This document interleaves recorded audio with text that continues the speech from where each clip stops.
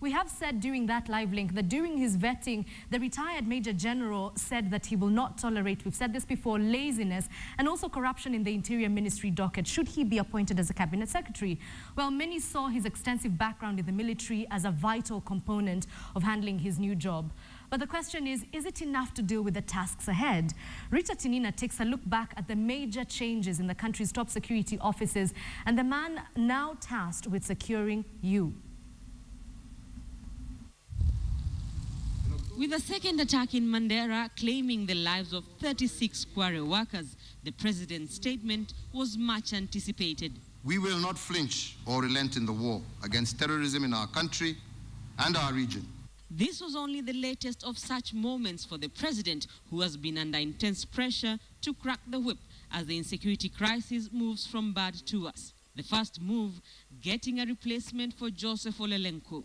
I have today nominated the Honorable Major General Retired Joseph Nkaiserry as the new Cabinet Secretary for Interior and Coordination of National Government. Uhuru Kenyatta did not make any mention of Lenku, or whether he had been fired or prevailed upon to step aside.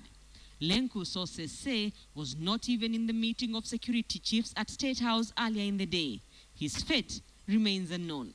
Then came the announcement about the Inspector General of Police, David Kimayo. I held a meeting with the Inspector General of Police, Mr. David Kimayo, a man who has served this nation with dedication and commitment. Mr. David Kimayo offered to retire, and I have accepted the retirement request. At his Vigilance House offices, Kimayo confirmed as much, insisting this was not a resignation.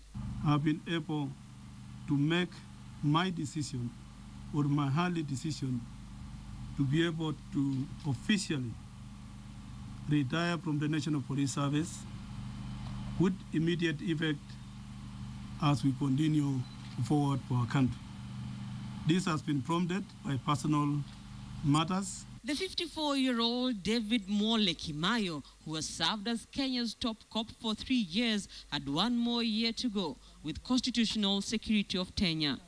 But now, his 34 years of service has come to a not-so-honorable end. Don't rush.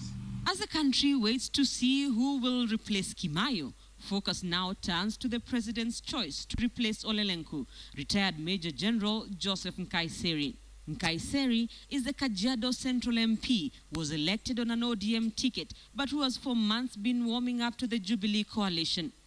The one-time Defense Assistant Minister is widely expected to sail through vetting by Parliament's Committee on Appointments and approval by the National Assembly as Kajiado Central constituency braces itself for a by-election. With mounting pressure on the president to act, Uhuru Kenyatta has perhaps taken the most decisive action since the Westgate attack.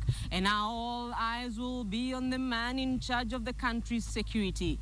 Will retired Major General Joseph Nkaiserry succeed where others have failed? Rita Tinina, KTN, State House.